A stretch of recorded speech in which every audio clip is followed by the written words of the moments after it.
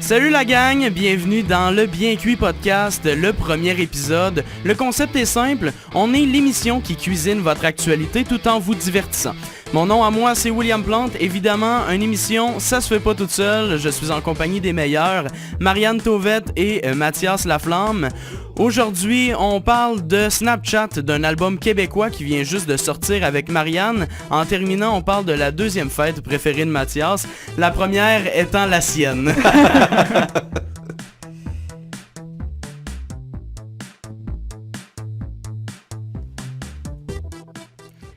Hey, ce matin, je vous parle de Spotlight. Mais avant, on le sait, Snapchat, c'est fait plagier depuis énormément longtemps. On a juste à penser aux stories qui se sont fait reprises par Instagram et Facebook. Et les messages éphémères aussi là, ont été repris. Moi, je me demande... Ça existait avant Snapchat, ça, les messages éphémères? Non, les messages éphémères, c'est Snapchat qu'ils ont amené, puis ça a été repris par, par Facebook puis Instagram. Là, mais voyons, tout le monde sait ça, voyons. Ben oui. Snapchat se fait plagier depuis sa création. Mais là, c'est autour de Snapchat de plagier, là, on parle de Spotlight, qui est un plagiat pratiquement trait pour trait de TikTok. C'est de la merde, on peut-tu le dire? Je veux juste, pour pas qu'on ait de mise en demeure ni de poursuite, on dit pas que c'est de la merde, on dit que what the fuck? What the fuck, c'est quoi ça? Ouais, mais effectivement, moi j'ai été énormément surpris. J'ai regardé ça hier, parce que c'est sorti hier matin, j'ai regardé ça sur Snapchat, en fond, complètement à droite, là, dans tes options. C'est Spotlight, ça s'appelle. Tu as des vidéos qui défilent. Tu peux les déplacer là, un peu. Ben, c'est exactement comme TikTok. C'est le même affaire. Mais c'est parce que TikTok, depuis 2 ans, ça l'a explosé, là, je veux dire. Snapchat est en baisse. Qui ne serait pas fou de vouloir faire comme TikTok, là? Je veux dire, ils sont pas numéro 1, mais quasiment, là. TikTok, c'est... Surtout en Amérique du Nord, ça a pété, là. C'est sûr, mais est-ce que justement en amenant TikTok dans Snapchat, entre guillemets, ça serait pas juste d'étaler le problème? Parce que là, on le sait, là, TikTok, évidemment, il y a beaucoup de tendances, de danses trendy un peu, qui c'est des danses un peu... à caractère sexuel. Exactement, c'est un peu de l'hypersexualisation, là, puis il y a des jeunes là-dessus, de toute façon. Moi, ma soeur est sur Snapchat et justement, elle a pas de compte TikTok parce que les danses sont un petit peu trop osées, puis ben, elle est pas rendue là. Le problème va se transférer. Elle a seulement 12 ans, ouais, mais là, est-ce qu'elle va tomber sur des danses comme ça sur Snapchat aussi? Je sais pas. Moi, j'ai le feeling que c'est qu'on va juste déplacer le problème. Il y a 2 facettes à TikTok. T'as la facette humoristique où c'est vraiment juste des jokes dans un court laps de temps de 30 secondes, puis c'est hilarant. Puis t'as aussi la portion là, de filles ou de garçons là, qui s'hypersexualisent en montrant leur corps et leurs parties, leurs attributs, comme on dit. Ouais, mais là, c'est ça. Tu sais, surtout que Snapchat a quand même une légère image d'hypersexualisation à la base. Oui, là, c'est vrai. Est-ce qu'on parle du dick pic, là? Ouais, ben, là, j'essayais de contourner le problème, mais okay. Oui, on parle du dick pic, là. Et là. Ça, là, c'est un fléau. Puis pour les gars qui font ça, qui nous écoutent, là, c'est pas comme ça que tu vas te trouver une femme à marier. Il y a pas personne confirme, en tant que seule femme du podcast. Il y a pas personne qui... Il y a pas une fille qui reçoit un dick pic qui dit « Oh my God! Girl! Lui, là! C'était le mien! Salut! » Non. Ça marche pas, les dick pics. C'est pas comme ça que ça marche. La plupart du temps, c'est... Tu sais, c'est pas beau, là. Mon Dieu! Mais c'est surtout qu'ils sont souvent ouverts au moment où il le faut pas. Ouais. Moi, je me rappelle au secondaire, on était dans l'auditorium en plein cours de théâtre, puis là, une fille ouvre son cellulaire. Mais c'est ça, c'était au mauvais moment, comme on dit, là. C'est un peu tannant. Il y a des moments que tu peux pas envoyer. Il y a des moments que tu peux pas ouvrir ça, là. Ouais, effectivement, mais un souper de famille, tu peux-tu ouvrir ça, toi? Ou hey, grand-papa, je vais te montrer une nouvelle technologie, c'est Snapchat. Regarde, fais juste ouvrir celui que j'ai... Oh, pareil. Ouais, papy... C'est pas d'avertissement. Attention, c'est une photo que tu peux pas ouvrir. Mais c'est ça, puis c'est pas censuré non plus, parce qu'on le sait, là, TikTok, du moment qu'il y a un truc un peu illicite ou qu'il y a des bombardements en son ou whatever, ils vont... couper la vidéo. Ils vont te censurer. Ouais. Mais là, il n'y a pas ça avec Snapchat. Non, mais pour l'instant, c'est nouveau, ça va peut-être s'en venir aussi, là. C'est parce que c'est spécial, parce que Snapchat, ça reste une photo ou une vidéo de toi qui envoie ça à une autre personne. C'est pas partagé par tout le monde. C'est comme si sur Messenger, je t'enverrais une photo de mon phallus. Est-ce que Facebook va être capable de savoir ce que j'envoie sur Messenger à chaque personne? Ça serait spécial de voir dans mes conversations personnelles. Là. Je sais pas si vous comprenez. Ouais, je comprends, mais c'est peut-être le fait que c'est éphémère là, comme message, mais on perd jamais les photos. Mais là, moi, ce qui m'inquiète vraiment, c'est le fait que, puisqu'il n'y a pas de censure nécessairement sur Snapchat, est-ce que justement ça pourrait se refléter sur le fameux spotlight? Parce que moi j'ai énormément de gens sur Snapchat, là, je vois dans des stories de personnes, parce que je suis genre une trollée de monde, là, je dois avoir 1000 amis Snapchat. Là. Moi, je suis juste plus là-dessus. Je pensais que ça existait plus Snapchat. Non, mais moi, c'est parce que je m'étais donné... Non, c'est pas que je suis populaire, c'est que je m'étais donné le défi de remplir ma map du Québec. Okay. Et là, j'ai du monde partout. Ça fait bugger ma map Snapchat. Mais il y a des gens qui vendent de la drogue là-dessus. Il y a des gens qui se filment en train de faire l'amour. C'est pas une plateforme pour ça. Là. Écoute... Ah non? Non, en tout cas, moi, c'est pour... C'est parce que l'affaire, Will, c'est que les réseaux sociaux sont tous devenus, à leur façon, hyper sexualisés. Ouais. Ils sont tous devenus comme ça. C'est triste à dire, là. Mais Instagram, là... non, je parle pas des Instababes, là. Je te parle que si tu veux voir des affaires à caractère sexuel sur Instagram, c'est possible. Si tu veux voir ça sur Facebook, c'est possible. Il y en a partout. C'est pas non seulement l'application, mais c'est le problème à la base, là. Puis je suis d'accord avec toi sur le fait que peut-être que Spotlight va juste élargir le problème. Mais il y a des gens qui le font parce qu'ils ont du plaisir. Puis est-ce qu'on les priverait des colons qui agissent mal? C'est ça l'affaire. C'est ça l'espèce de dilemme. C'est vrai. Je pense que ça va être à suivre. On regardera ça pour vous. On regardera ça. Spotlight, ça reste à surveiller parce que ça va peut-être devenir une nouvelle tendance du web.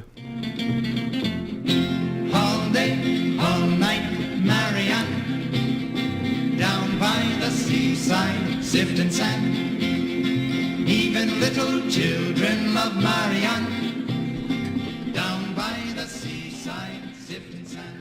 Marianne! Et j'ai une belle chanson pour commencer mes interventions. J'aime ça, moi. Je trouve que ça reflète ta joie. Moi, joyeuse? Jamais. Non, jamais. Je te niaise. Les gars, est-ce que vous étiez au courant que le nouvel album de François Pérusse est maintenant disponible? Je savais qu'il s'en venait, mais je savais pas que c'était aujourd'hui qu'il sortait. C'est aujourd'hui qu'il sort, effectivement, puis c'est seulement en format numérique. Puis François Pérusse était en entrevue à Tout le monde en parle dimanche soir, puis Guy Lepage lui a demandé pourquoi juste en format numérique cette année. Puis sa réponse a été intéressante. Il a dit que c'est moins coûteux faire un album format numérique seulement, puis aussi que la vente d'albums, là, on est au courant, c'est pas facile au Québec dernièrement, donc c'est vraiment la raison pour laquelle là, il a décidé de faire ça de façon numérique cette année pour le 11e album du peuple. Ben, tu vois, moi, ça me surprend que les ventes numériques d'albums soient pas... Ben, pas numériques, mais physiques des albums soient en baisse.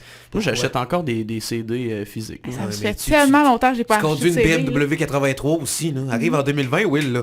Avec le streaming et tout, là. C'est normal qu'à un moment donné, physiquement, les CD, le streaming, ça prend moins de place. 2, tu peux avoir n'importe quelle chanson dans ta playlist à toi. Tu sais, avant, là, je sais pas si tu te rappelles, mais si tu voulais écouter une chanson, fallait que tu achètes le disque au complet.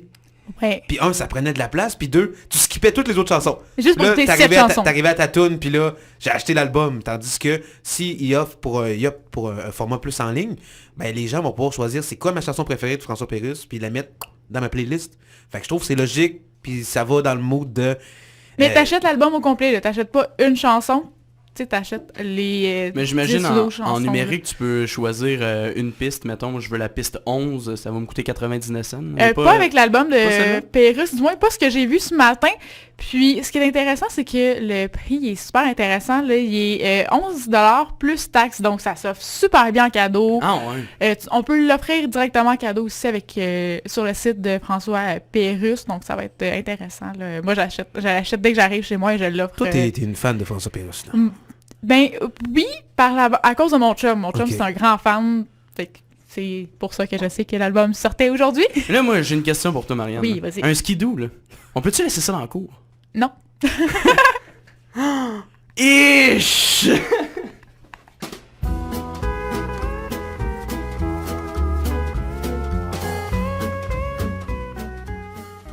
Ben oui, Mathias Laflamme, c'est quoi ma fête préférée à part ma fête? Parce que, tu sais, je le sais, j'adore ça fêter ma fête. Mais moi, je tripe sur le temps des fêtes. Moi, les gens, là, qui mettent leur décoration de Noël le 33 octobre. Le 33. Oui, parce que ça 33, existe. ah ouais? Non, mais moi, les gens qui commencent à mettre leur décoration de Noël en début novembre, qui changent la musique country pour la musique de Noël en début novembre, je vous respecte. Parce que le temps des fêtes, c'est un temps de rassemblement, un temps où on peut enfin se dire, bon, là, j'ai mangé trop. Pis, c'est Noël! Avouez que c'est tellement l'excuse parfaite pour aller dans les excès. Mon oncle Raymond a bu 40 de bière! Pis, c'est Noël! T'sais, non, mais trouvez-vous que c'est... Moi, durant le temps des fêtes, c'est vraiment ça, là.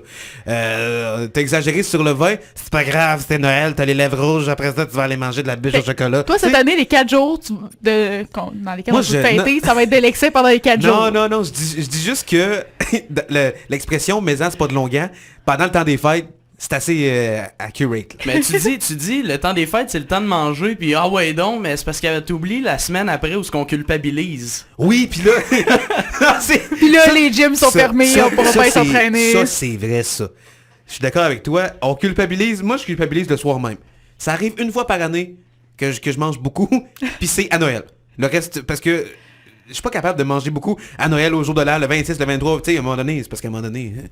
Il y a une limite à ton estomac. Ben oui, là. Mais c'est vrai qu'on culpabilise, puis là, on est dans le char, puis oh, il me semble que j'ai trop mangé. Mais c'était-tu assez le fun? Hein? J'ai vu mon... tellement des belles soirées, là. Puis, juste faire un parallèle avec ce qu'on a appris avec le gouvernement Legault pour le temps des fêtes, moi, je suis content. Parce que je pense que ça va nous faire du bien. Juste se retrouver en famille, puis... je sais pas, juste chanter des chansons. Chantez-vous ça, vous, à Noël, durant le temps des fêtes? Des rigodons. Genre la chorale de la famille La Flamme. Non, mais j'adore ça. J'adore les chansons de Noël. Et mon grand-père est un fan de musique. Et puis, durant le temps des fêtes, il y a comme un 33 tours. Puis là, il part des tunes du temps des fêtes, puis des jours de La l'an. bottine souriante. Eh oui, le démon sort de l'enfer pour faire le tour du monde. Connais-tu ça? Ah oui. Non. Une belle réponse brève de William Plante. Mais non, toi, Will, comment ça se passe chez vous durant le temps des fêtes? Écoute, habituellement, parce que là, ça sera pas ça à cause de la pandémie, mais habituellement, on se regroupe, toute ma famille, du côté à ma mère, on se regroupe chez une des personnes de la famille, là. Tout le monde est là, il y a le sapin, on se fait un échange de cadeaux, on mange de la bonne bouffe, ma grand-mère prépare énormément de desserts. Ça, là... C'est tellement bon. Je sais pas si vos grand-mères, c'est ça aussi, là, mais... Oh non, j'en ai trop fait. Tu peux en ramener si tu veux. On dirait qu'ils veulent nous bourrer jusqu'à temps qu'on soit rendu des boules. On peut se dire c'est le plus beau cadeau de Noël, de la ramener de la bouffe de grand-mère. C'est tellement bon en plus, la bouffe de grand-mère. Puis je sais pas ce qu'ils mettent durant le temps des fêtes, de la poudre de fée ou du, je sais pas, quelque chose d'addictif encore dessus. bien plus de l'amour que dans le restant de l'année.